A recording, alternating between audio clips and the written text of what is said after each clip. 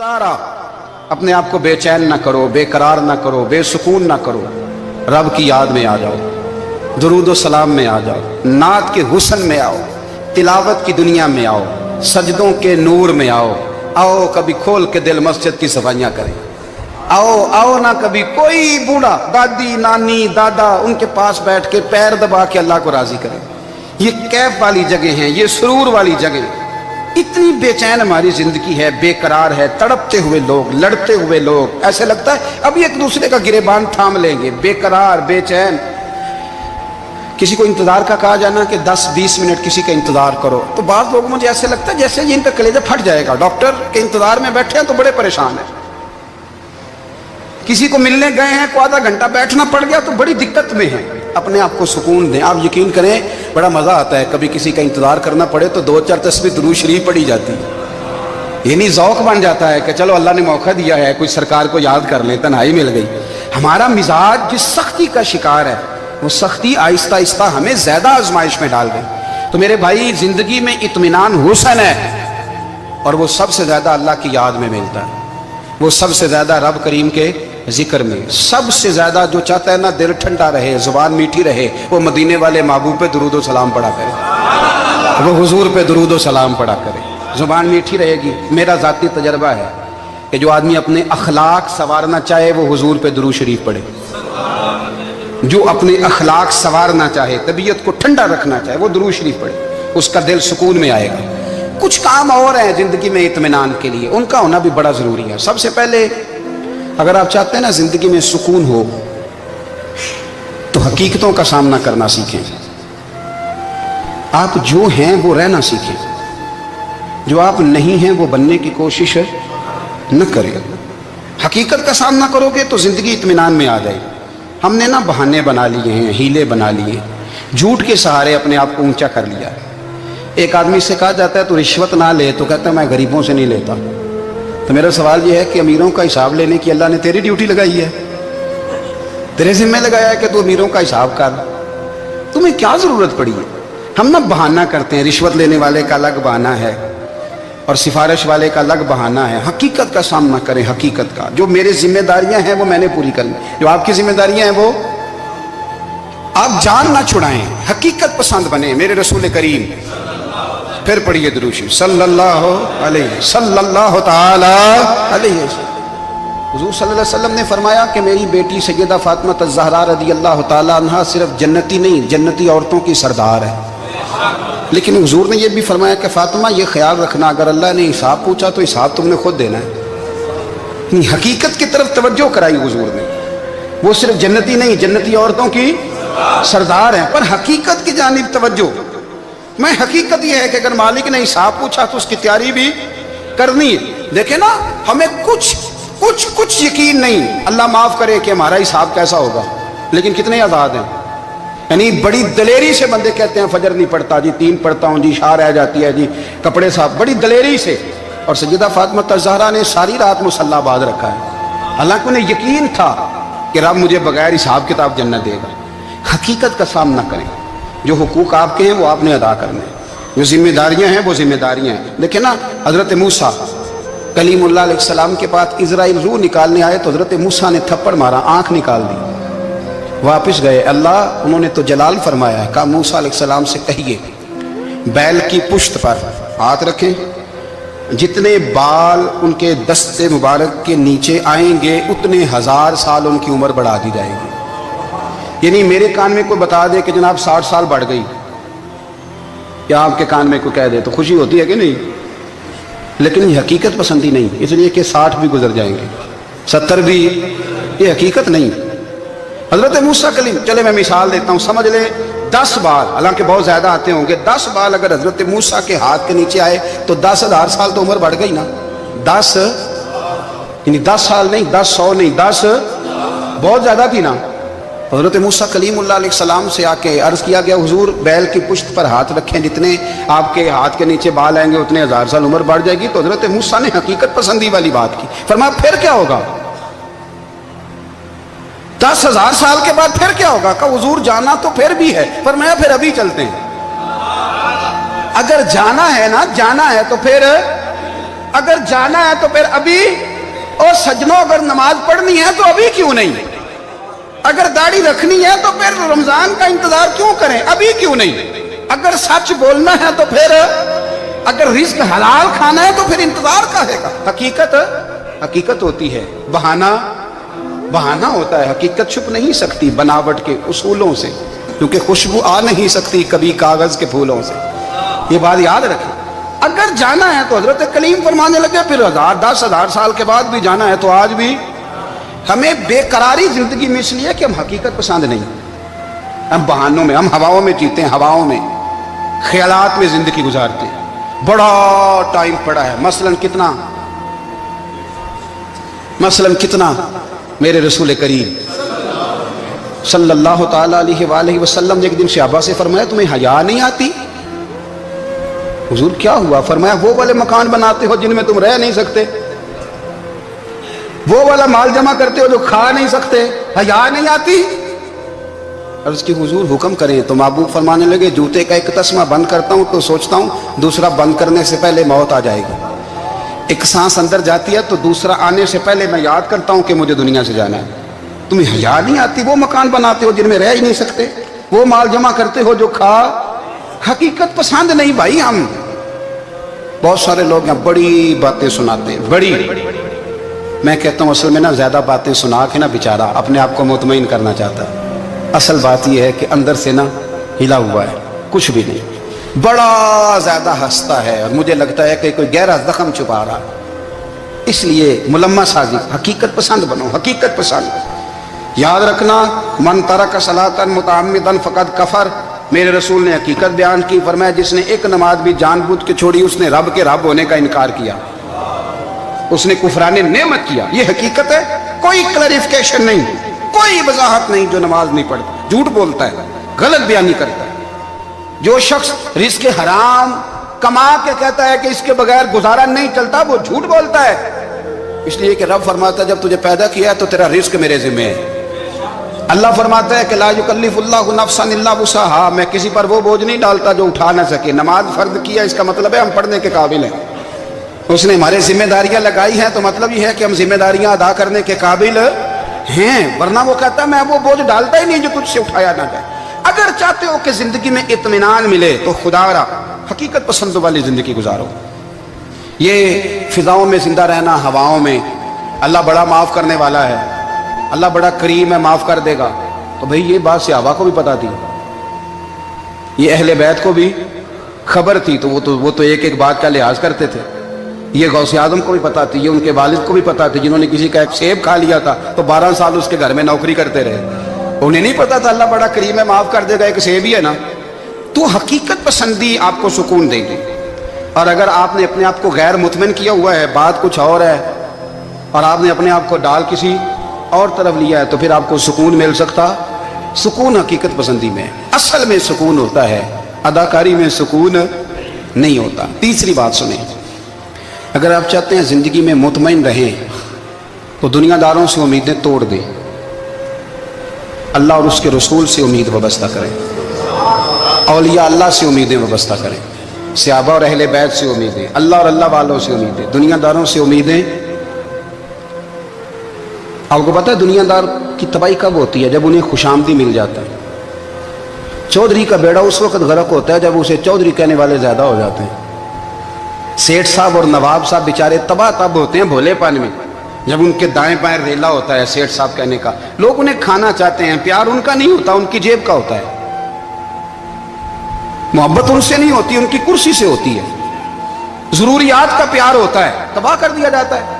ہماری ساری توقعات دنیا داروں سے وابستہ ہو گئی ہیں، ناراض نہ ہونا، پیروں نے، مولویوں نے، درویشوں نے، انہوں نے بھی سیٹ رکھے ہوئے جلسوں کی صدارت کرانے کے لیے، یعنی مذہبی جلسہ ہے، اس میں بہت زبردست پڑھے لکھے صاحب تقوی عالم کا خطاب ہے، اور کی صدارت وہ بندہ کر رہا ہے جس نے عشاء کی نماز بھی نہیں پڑھی، وہ بندہ صدارت کر رہا ہے، کیوں؟ اس لیے کہ اس نے لاکھ روپیہ دیا ہے محفل میں۔ خدا را دنیا داروں سے امیدیں چھوڑ دیں ورنہ آپ کمزور پڑ جائیں گے، آپ کی امیدیں ٹوٹیں گی۔ کتنا کمزور ہے وہ شخص جو 2-4 ہزار کے لیے کسی بندے کی چاپلوسی کرتا ہے، اس کے پیچھے بھاگتا ہے، خوش آمدیں کرتا ہے، تھوڑے سے نوٹوں کے لیے، दुख सुख में काम आएगा इस काम के लिए। मेरे रसूल करीम अलैहिस्सलाम ने फरमाया, जिसने बंदों को राजी करते करते रब को नाराज कर दिया, उसकी दुनिया भी गई और आखिरत भी गई।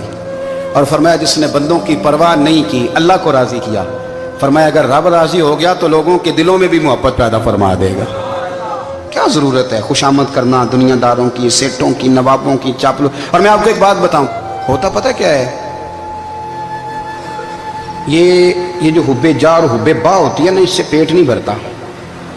आपको अगर खुशामद करनी है तो फिर आपको सारी जिंदगी करनी है। फिर उनको भी पता होता है कि ताल्लुक किस बुनियाद पर है, इसमें कभी भी खुलूस पैदा नहीं होता। आप बेचैन रहते हैं, बेकरार रहते हैं, आपको तकलीफ रहती है हमेशा। कभी भी दुनियादारों से उम्मीदें वाबस्ता ना करें। एक बात सुने बड़ी शानदार, इमाम गजाली ने लिखी है। इमाम गजाली फरमाते हैं कि हारून रशीद ना हज करके वापस आया बगदाद में, तो कोने में हजरत बहलोल दाना बैठे थे। रश बहुत था, मजमा बड़ा था। हजरत बहलोल दाना भी सड़क के किनारे बैठे थे। तो सिपाही कहने लगे यहाँ से उठ जाओ। फरमाने लगे हारून रशीद की ज़मीन नहीं, ज़मीन मेरे रब की है, मैं क्यों उठूँ।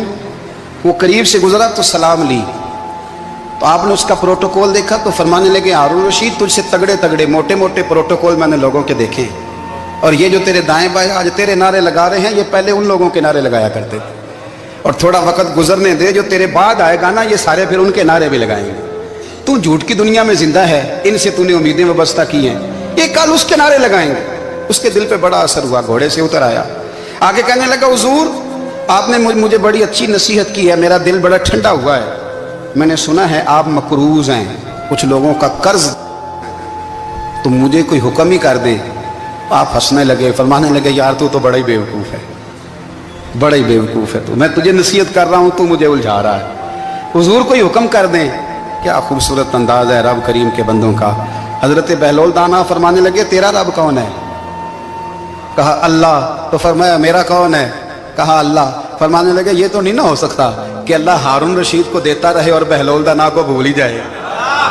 ये तो नहीं ना हो सकता कि हारून रशीद को देता रहे और बहलोल दाना को भूल जाए। फरमाया उसका दिल, उसका इरादा हुआ, इरादा कुदरत हुआ कि बहलोल मकरूज रहना चाहिए। तो अगर रब मुझे रखना चाहता है, दुख कबूल मोहम्मद बख्शा राजी रहन प्यारे, अगर वो चाहता है मैं मकरूज रहूं तो मैं भी चाहता हूं कि मैं मकरूज ही रहूं। ये तो नहीं ना हो सकता कि तुझे दे और मुझे ना दे। फरमाया मेरी तुझसे कोई उम्मीद नहीं, मुझे जब भी देगा मेरा रब भी देगा, और वो देगा तो फिर इंशाल्लाह खजाने खोल के देगा।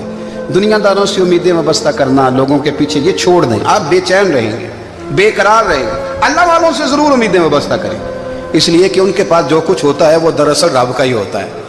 लेकिन सेठों से, नवाबों से, सियासतदानों से बाज आ जाए, हमारी बड़ी उम्मीदें वाबस्ता हैं। मैं अक्सर कहता हूं जितने फेरे नौकरी के लिए दुनियादार के दरवाजे पे लगाए हैं ना, इससे कम दफा मस्जिद में नफल पड़े होते तो रब उतनी बड़ी मेहरबानी फरमा देता। तीसरी बात यह याद रखें, अगर सुकून लेना चाहते हैं ना, अगर सुकून लेना चाहते हो ना, तो लोगों को डिस्कस करना बंद कर दो। किसको अल्लाह ने कितने पैसे दिए हैं वो जाने और अल्लाह जाने, किसको अल्लाह ने कितनी गाड़ियां दी हैं वो जाने, और लोगों को डिस्कस करना जी। यानी मैं एक जगह बैठा था तो एक साहब गाड़ी वाला गुजरा, गाड़ी में बैठ के, उसका पड़ोसी था, कहते था मुंह है कार वाला। मैं क्या ਉਹਦਾ ਤੇ ਹੈ ਤਾਂ ਹੀ ਬੈਠਾ ਹੈ। ਤੇ ਹੁਣ ਮੈਂ ਕਿਹਾ ਉਹ ਸਮਝਾਣਾ ਸੀ ਨਾ ਉਹਨੂੰ, ਮੈਂ ਕਿਹਾ ਤੂੰ ਤੇ ਮੈਂ ਹਿਸਾਬ ਲਾਈਏ ਵੀ ਸਾਡੇ ਕੋਲ ਕੋਈ ਨਹੀਂ, ਉਹਦਾ ਤੇ ਹੈ।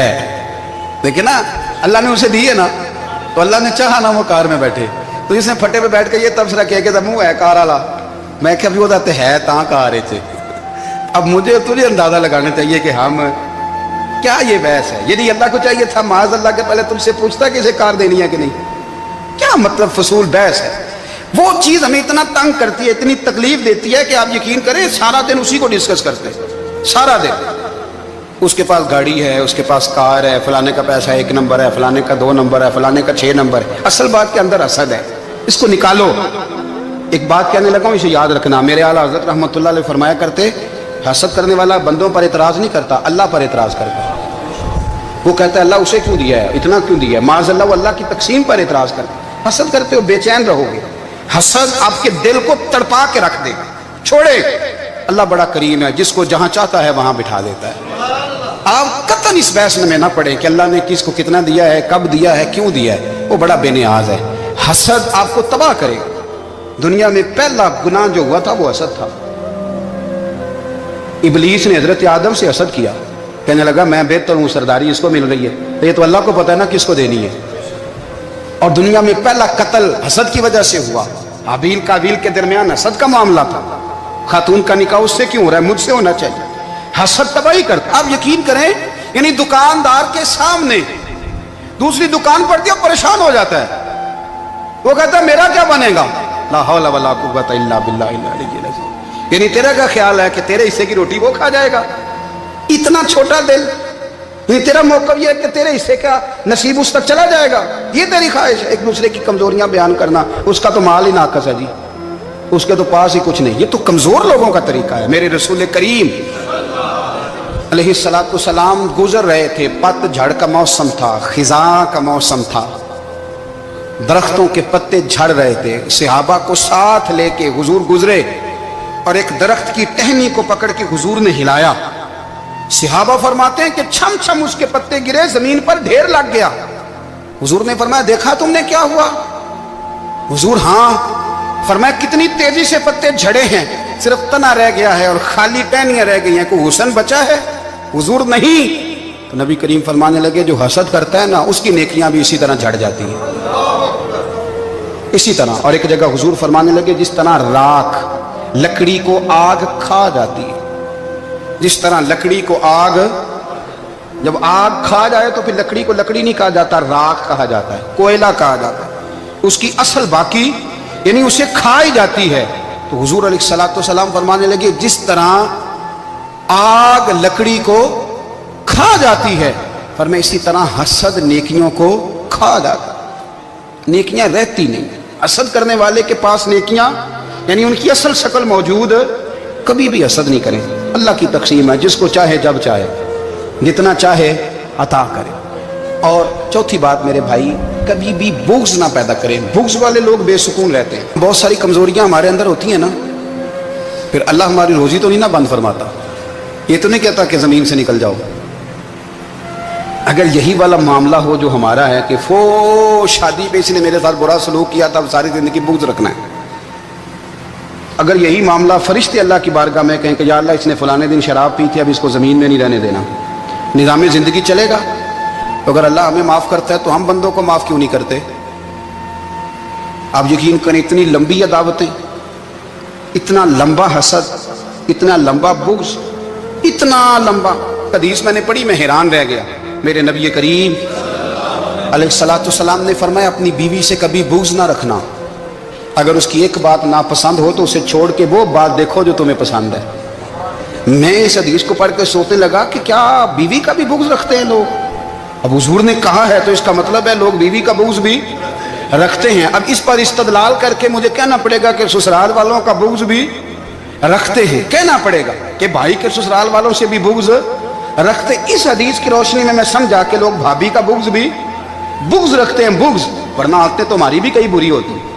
اگر عادات ایک وجہ بنے اختلاف کی تو عادتیں تو ہماری بھی کئی بری ہیں، لیکن ہم اپنی بری عادتوں سمیت اپنے آپ سے پیار کرتے ہیں، اور سامنے والے کی ایک بھی عادت بری ہو تو اس سے بغض رکھتے ہیں۔ بغض نہ پیدا کریں۔ میرے نبی پاک علیہ السلام نے فرمایا کچھ چیزیں تمہارے دین کو مونڈ ڈالیں گی، تباہ کر دیں گی، کاٹ دیں گی۔ حضور کون سی؟ فرمایا حسد، تکبر اور بغض، یہ تمہارے دین کو تباہ کر دیں۔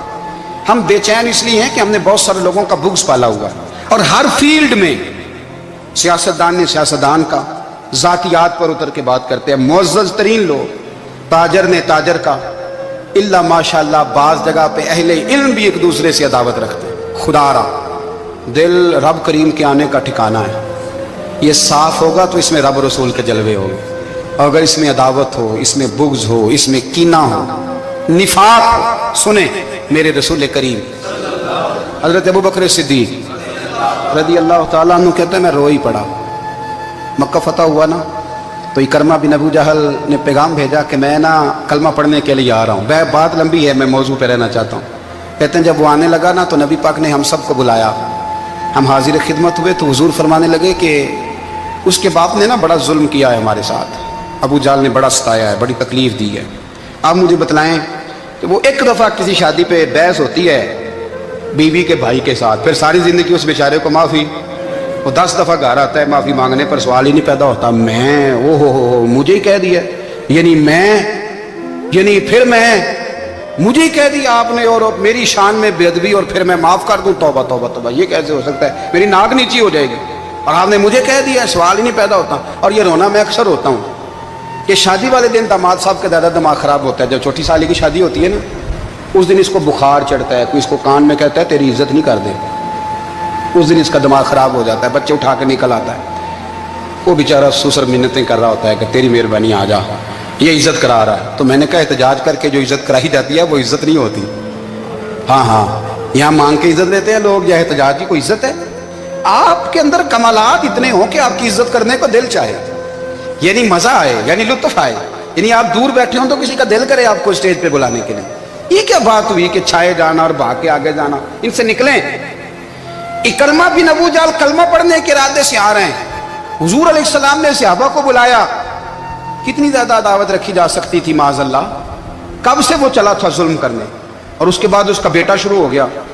इतनी बातें थी जो ना काबिले माफी थी, पर करीम रसूल ने हमें बतलाया है कि सुकून वाली जिंदगी कहते किसको है।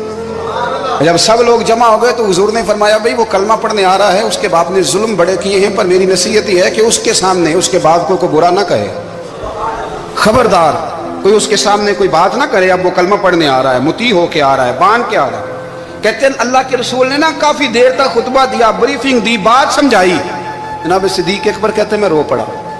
एक सहाबी मुझे कहने लगे तुम्हें क्या हुआ? तो मैंने कहा मैं मुस्तफ़ा की रहमत पे रो रहा हूँ। देखो किन के लिए हुजूर ग्राउंड बना रहे हैं, देखो किन के लिए हुजूर तैयारी कर रहे हैं, जिन्होंने सारी जिंदगी दुश्मनी की। खुदारा ये अंदर से अदावतें निकाल फेंको। ओ भाई इतना तो लंबा टाइम ही कोई नहीं, इतना तो वक्त ही कोई नहीं, इसको साफ रखो। बंदा कोई कर भी गया तो कोई हर्ज नहीं। चंगी मंदी सजना कोलों 100 वारी हो जाती, यार यारां दा गिला नहीं करते। असल परीत यार यारां दा जेड़ा गिला करदा जे यार नहीं जी होंदा। हाँ पक्की बात, पक्की पीढ़ी। मेरा एक संगी मुझे आके आने लगा फलानी जगह बंदा ये बात कर रहा था। मैं क्या तू उथे ही से सुनदा से, तू भी नाल ही से। मेरा तो सज्जन बात सुन ही नहीं सकता। चंगी मंदी सजना कोलों 100 वारी हो जाती, यार यारां दा गिला नहीं करते। असल परीत जिन्हां दी। हाँ जो बंदे फिर होते इस तरह के, उनके लिए भी मियाँ साहब ने कहा है, उनके लिए भी मियाँ साहब ने कहा है, उनके लिए भी आपने बात इरशाद फरमाई है। आपने फरमाया चंगा होया लड़ नेड़ियों छुटा, किते उम्र नहीं लंघी सारी, बेकदरां दी यारी कोलों तौबा लख लख बारी। और चंगा होया लड़ नेड़ियों छुटा, किते उम्र नहीं लंघी सारी। जो इस तरह का था ना शिकवे करने वाला, बुग़्ज़ रखने वाला, फरमाया बेकदरां दी यारी कोलों तौबा, यानी लख ते लख किने हो गए, यानी 2 लाख बारी तौबा की थी उन्होंने, गिनी नहीं जा सकती जितनी मियाँ साहब ने तौबा कर दी। बेकदरे दोस्त बेकदरां दी यारी कोलों तौबा लख लख बारी, चंगा होया लड़ नेड़े छुटा, किते उम्र नहीं लंघी सारी। तो मेहरबानी करें, एक तो अगर आप मुतमईन रहना चाहते हैं तो कभी कभी ना मस्त हो के जिक्र इलाही करें। मस्त हो, वो वाला जिक्र नहीं जिसमें आप मोबाइल भी देख रहे हैं और कहानियाँ भी। मेरे सामने को बंदा जुमे वाले दिन या तकरीर के दरमियान तस्बीह लेके बैठ जाए तो मैं उससे पूछता हूँ तू दो काम एक टाइम जो किमें पे करना है। मेरी भी बात सुन रहे हो, तस्बीह पढ़ी तो मुमकिन ही नहीं। तस्बीह तो तस्बीह है, जब वो होगी तो फिर कोई और काम सवाल ही नहीं पैदा हो। एक तो जिक्र करें महव हो, दूसरी बात हकीकत का सामना करें। आप अगर मुतमईन रहना चाहते हैं तो हकीकत पसंद बने। तीसरी बात हसद छोड़ दें, दूसरों को डिस्कस करना छोड़ दें। आप ये देखें कि अल्लाह ने मुझे क्या कुछ दिया, उस पर राजी रहें। और चौथी बात अदावत छोड़ दें, सीने में कीना छोड़ दें। आपकी ज़िंदगी मुतमईन हो जाएगी, आप खुशहाल रहेंगे। वो जो आप लफ्ज़ कहते हैं ना कि मैं बोर हूँ, मैं परेशान हूँ, उससे आप निकल आएंगे। अल्लाह हमें महबूब की ग़ुलामी में ज़िंदा रखे, ग़ुलामी में मौत।